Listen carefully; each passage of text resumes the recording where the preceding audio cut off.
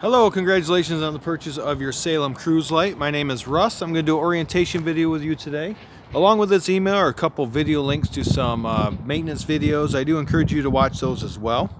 We'll get started in the front with your power tongue jack.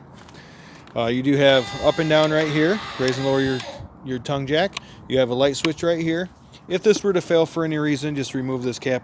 There's a tool in the front compartment. You can manually crank this up or down. You do have two 30-pound propane tanks. Whichever one you have open is the one you're going to use. So if you want them both open, you can. Otherwise, close one, open the other. That way you know you still have a tank if you run out. Your battery will go there. Now, we haven't prepped this yet. It's getting ready to go into our prep bay. So I'm doing the video beforehand. So if you did get that battery, there will be a battery on there. You have a battery disconnect down here. So this will turn all 12 volt off to your camper. You can actually remove that key so you know that it's off. Otherwise, have that in the on position. Now you have 12 volt running through your camper. You do need to have that in the on position if you want your battery to charge through your 7-way or your shore power. So that has to be on for any charging to happen. Go around the side here, you have your pass-through storage. Your doors are held up with magnets, nice feature. Then down here you have your stabilizers and your JT strong arms. So once you get your camper level, these are used just for stabilizing, not for leveling. So once you get your camper level, you're going to lower these down.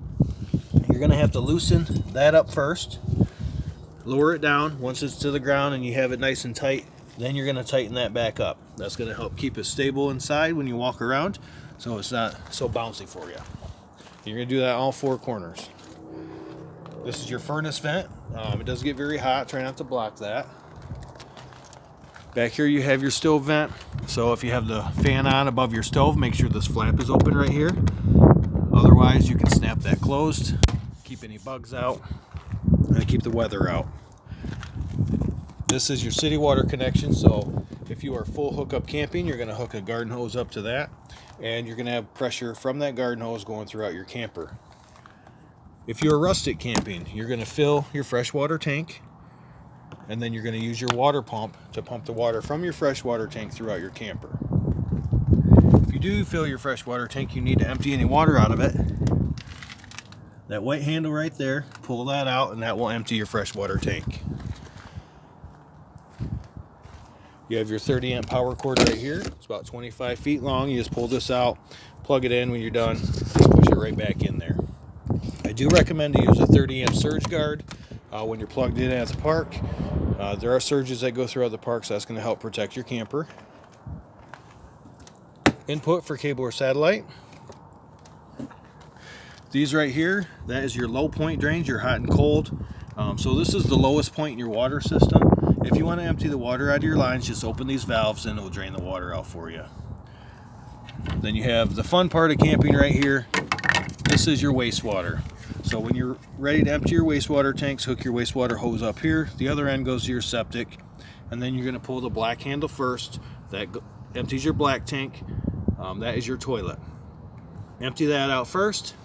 And then once that's empty, pull this gray handle. That's your gray tank. That's your dirty sink and shower. That dirty sink and shower water is going to help wash the black out of your hose. Once you're done with that, you can close that up. Leave that black one open, because you're going to take a garden hose back here. You have a black tank flush. So you're going to hook a garden hose up to there. Turn it on. It's like an upside down sprinkler system in your black tank. It's going to clean it out for you. So you can clean that black tank out. Let that run a few minutes. Once you're satisfied it's clean, unhook that garden hose from that black tank flush. Close your black handle and put your cap back on, and you're all set. Just remember, before you pull any handles, take this cap off and put your wastewater hose on. Otherwise, that's a huge mess. You can store your wastewater hose in your bumper. You do have a spare tire on here, same size as the tires that are on the camper. Pre-wired for an observation or backup camera, so that's where that will go if you bought one of those. Back here you have a little outdoor shower. So there is a hose that comes with this that will quick connect into here, and you'll have a spray nozzle back here. So you have some water. This is your water heater. The water heater is gas only. Let's take the lid off here. Alright. You have an anode rod in here. So the anode rod is about 8 inches long. The purpose of the anode rod is to deteriorate. So you have a metal tank. Instead of your tank corroding, this anode rod is going to corrode instead. So it's supposed to corrode. That's what it's supposed to do. So every 2 or 3 years you'll have to replace this. But this is also your plug. So make sure your plug's in before you fill it. And if you need to drain it, just take that plug out. So you do want to make sure that it's full when you turn it on. So you just hook your water up, let it start filling. You can pull on this relief valve. You get a solid stream of water coming out. You know your water heater's full. You can also turn on the hot side of any sink. As long as you get a solid stream of water, you know your water heater's full. Because you will get some spittering and sputtering the first time you fill this up, because you're getting all that air out of the lines. So turn it on. It's all electronic ignite. All you have to do is flip the switch inside, and I'll show you where that's at. Flip the switch on and it will light up on its own, and you will have hot water.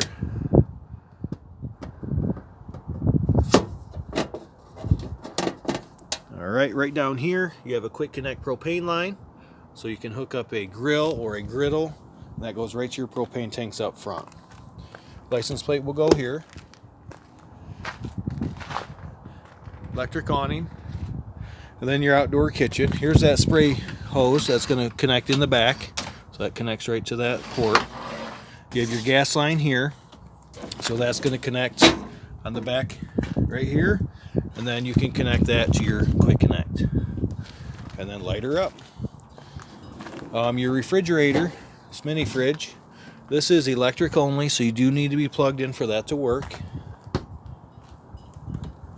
And all your doors have the magnets on them. Plug right here. This is an output for antenna, cable, or satellite, so you can have a TV outside if you want. You do have outdoor speakers, awning lights, and then your solid steps. Your solid steps, you want to make sure your door is all the way open before you bring these steps up or down. The reason for that right there will hit on your screen door and damage your door. So make sure your door is all the way open. You just lift up into place. They're going to snap right into the door frame. So just like that, they're snapped in. And now I can close the door over top of that. If you need to adjust the legs at all, you have pins in here on both sides. So just take the pin out, move the leg where you need it, put the pin back in. To release it, lift on the yellow handle, give it a pull, and now your steps are down. You want to make sure that your steps are as flush to your threshold as you can get. Otherwise, your screen door is going to hit right on here. So try to make it flush. Then your other side of your storage, you do have a cover on here for your spare tire. You have caps for your bumper, so they should be on there when you pick it up. And then you have tools right here. So for your tongue jack. And this one right here is going to be for those JT strong arms, so you can grab hold of that without having to go way down it underneath the trailer. So you can just use that bar instead. You are solar ready, so if you have a portable solar panel, it'll plug in here and it will trickle charge your battery. And I believe that's everything on the outside, so we will head inside next. So just inside your door here is your control panel. So right here you can see your battery level and your tank levels. We don't have a battery hooked up. I have my battery box, so I'm still at 2/3 on my battery box. Then you have your freshwater, black, and gray tanks. So as your tanks fill, these will light up. Right here's to turn your water pump on. So if you use your freshwater tank, just turn that on. And then once your water heater's full, turn that on. That turns that gas on. You have lights right here, so awning light. And then you have a light right inside the door. And then this is for your awning itself, so just hold this button down. Your awning will go out or in. So just hold it down to your awning's all the way out or all the way in. Fire extinguisher there. You do have a dinette here that does go down into a bed. So to do that, just pop this tabletop off of the legs. It just comes right off. Same with the floor. Just take that leg off and set it aside. Put the tabletop down on the ledges here. And then you can fill the void in with your cushions. There's only a couple lights that are on switches. The rest of them are push button. So you push right in the center of the light, turns it on or off. Air conditioner runs right from the air conditioner itself. So you have your fan and then your air. Now I'm not plugged in right now, so it's not going to turn on for me. And then your temperature control. You can adjust where you want your air to go. And then you have filters in here you can take out, clean, and reuse if you need to. TV can go right there.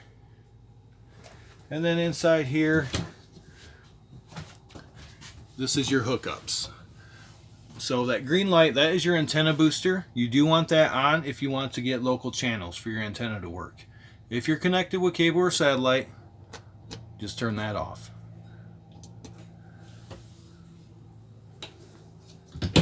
Then your bunks, you do have USB charging ports on both bunks and lights.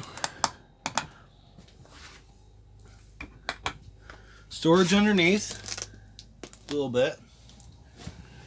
And then in your bathroom you have a foot pedal flush. So halfway down brings water in, all the way down will flush.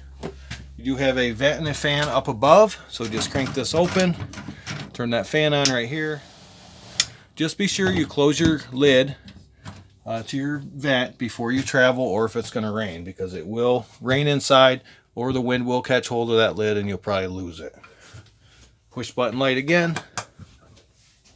Nice shower. Thermostats right here for your furnace. So all the way over like it is off. Otherwise turn that on to whatever temperature you want. Just make sure your propane's on. Light switch here. So one of the few lights that are on a switch. And then a GFI reset plug there. Your refrigerator is 12 volt. So nice residential style fridge, so it's bigger, it'll cool down quicker. All your controls right there for temperature. And your control back there for your freezer temperature. So this will run off your battery while you're traveling down the road. And then your battery will be charging off your vehicle. Down below that is your fuses. Fuses and breakers. Your fuses, if one goes out, an LED light will light up next to any bad fuse. Everything is labeled. You can see that light right through the window there. Microwave, standard turntable microwave. You have a light on here in that fan, so make sure you open that flap on the outside so it can vent out. This right here is going to fold up like that, and it'll stay there. So when you bring it back down, you have to lift it up. It's like that, and then it'll come down. Otherwise, you could bend it. To light your stovetop, this has an igniter. There's arrows on here, so turn this to the right only. Just turn it however many times it takes. But you're going to put this on the high setting, and then turn that until it lights up. Your oven, you're going to put it on pilot. You're going to push this button in, and you're going to have to light it manually. This does not light with the igniter. So hold that button in and then put matches or some type of flame down there and light that pilot light and then put it on your temperature. So lift this up and then fold it down. You have a remote for your stereo here. That over there. Keys are on your sink. That's where they'll be when you pick up. Carbon monoxide LP detector there. And then behind that access panel is your water pump, so you can get to that. Furnace is underneath the couch here. You do have a little bit of storage on that side. This does go down into a bed, so we'll just move these cushions, lift up on the front here, and it will fold right down into a bed. There's your furnace down there.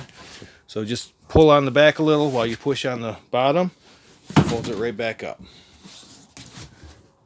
Light switch here for your bedroom lights.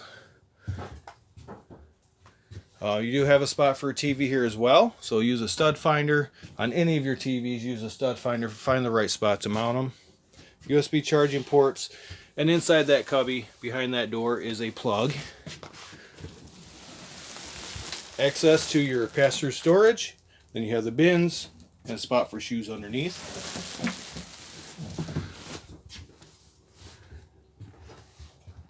I believe that's everything in here. Hopefully this video helps. Oh, one more thing. I didn't go over your stereo. So this is Bluetooth. Of course, AM, FM. Volume down on this. You have two speaker zones. So speaker zone 1 turns that off. Speaker zone 2, turn that off. So 1 is outside, 2 is inside. So you can have them both on if you want, or however you want to do it. Bluetooth right here, and just hold on the button so it's mute, but if you hold down on it, it'll turn off. Alright, I think that's everything. So like I said, if you have any questions, when you come pick up, just let us know. We'll be happy to answer them. We do appreciate your business at TerryTown, and congratulations.